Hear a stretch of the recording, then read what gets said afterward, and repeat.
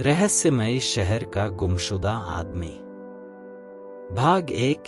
अंधेरी रात का आगाज।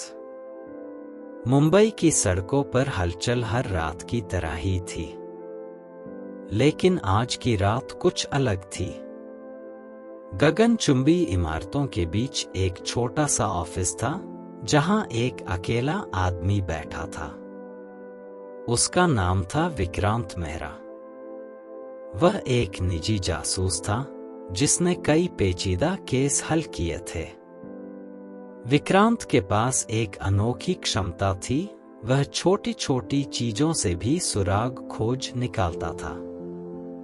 उस रात विक्रांत अपने ऑफिस में बैठा था, जब अचानक दरवाजे पर जोर से दस्तक हुई। उसने दरवाजा खोला तो सामने एक घबराई हुई महिला खड़ी थी। उसने कहा, मेरा नाम संगीता है। मेरे पति राजीव पिछले 3 दिनों से लापता हैं। पुलिस कुछ भी नहीं कर रही है। कृपया मेरी मदद करें। विक्रांत ने उसे अंदर बुलाया और विस्तार से पूछताछ की। संगीता ने बताया कि राजीव एक बड़े व्यापारी थे और उनका कोई दुश्मन नहीं था। वह हर रात समय पर घर लौटते थे, लेकिन उस रात वह लौटे नहीं। उनके मोबाइल फोन का अंतिम लोकेशन शहर के बाहरी इलाके में दिखा था। भाग 2। छानबीन की शुरुआत। विक्रांत ने तुरंत मामले की जांच शुरू कर दी। उसने राजीव के दोस्तों, परिवार वालों और सहकर्मियों से बात की।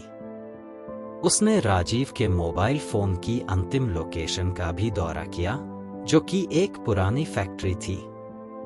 फैक्ट्री में घुसते ही विक्रांत को कुछ अजीब महसूस हुआ। वहां का माहौल बेहद खामोश और डरावना था। फैक्ट्री के अंदर उसने देखा कि एक पुराना कंप्यूटर टेबल था और वहां कुछ फाइलें पड़ी थी।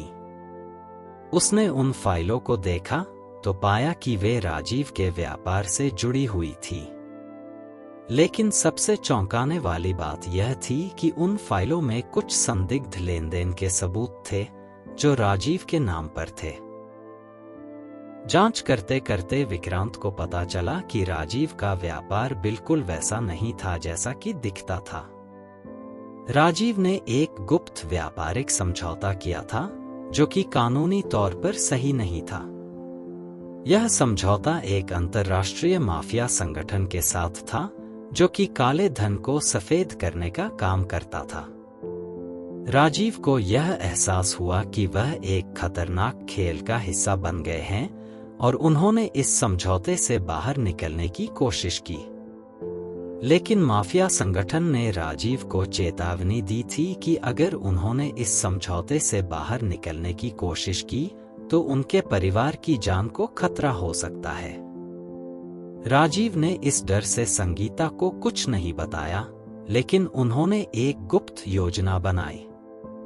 उन्होंने अपने सभी सबूतों को एक जगह इकट्ठा किया और उन्हें फैक्ट्री में छुपा दिया।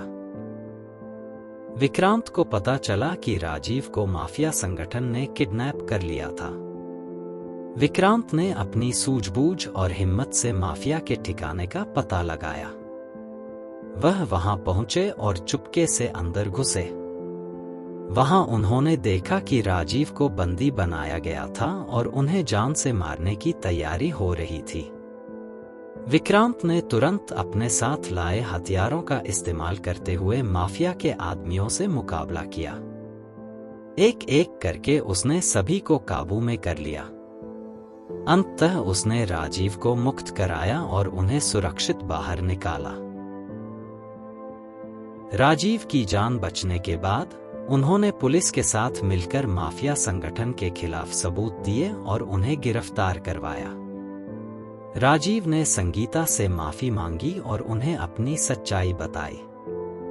संगीता ने अपने पति की गलती को समझा और उन्हें माफ कर दिया। विक्रांत ने एक और केस सफलतापूर्वक हल किया था। वह जानता था कि उसकी जिंदगी में हर केस एक नई चुनौती लाता है, लेकिन वह हर चुनौती का सामना करने के लिए तैयार था। उसकी यही प्रतिबद्धता और हिम्मत उसे सबसे अलग बनाती थी। मुंबई की सड़कों पर फिर से हलचल थी, लेकिन विक्रांत का दिल शांत था। उसने एक और मासूम की जान बचाई थी और यह उसका सबसे बड़ा इनाम था।